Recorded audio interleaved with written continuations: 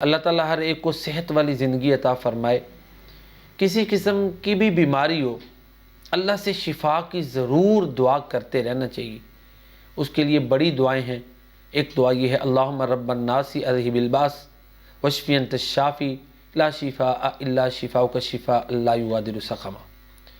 دعا ضرور کریں، اس کو یاد کر لیں، اور ساتھ ساتھ دوائی، کیونکہ اللہ کے نبی کا فرمان ہے لکل داء دوا، ہر بیماری کے لیے دوا ہے۔ ہمیں پتہ نہیں تو ہماری کم علمی ہے، تو علاج بھی کرنا چاہیے۔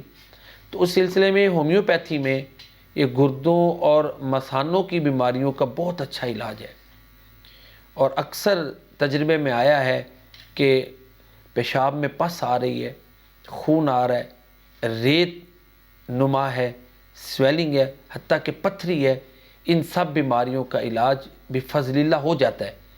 تو اس کے لیے جو ٹاپ کی ادویات ہیں ان میں سارسا پریلا، بریرا پریوا، ہائیڈرانجیا، ایپیجینیا ریپنس، بربرس ولگرس وغیرہ، یہ ادویات وہ ہیں کہ ان میں اگر فوکس کیا جائے تو کافی حد تک جو ہے وہ گردے اور مثانے کی بیماریوں کا علاج مل جاتا ہے۔ اسی طرح ایل سیرم، اگر گردہ نکارہ ہونے کی طرف چل پڑا ہے تو اس کو بھی شامل کریں۔ تو پھر یہی میں اکثر عرض کرتا ہوں کہ جو ہے نا، ہر مرض کا سبب اور مریض کی ذاتی نوعیت اس کو سامنے رکھنا پڑتا ہے، پھر اس کے بعد جو ہے نا اس کے لیے کوئی دوائی تجویز کی جا سکتی ہے۔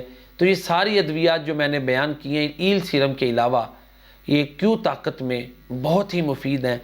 تو علامات کو سامنے رکھتے ہوئے اگر ان میں جو ہے وہ اپنی مرض کا علاج ڈھونڈا جائے تو کافی مفید جو ہے نا وہ ثابت ہو سکتا ہے۔ کوئی بھی نسخہ ہو اس میں بربرس ولگرس کو ضرور شامل کریں۔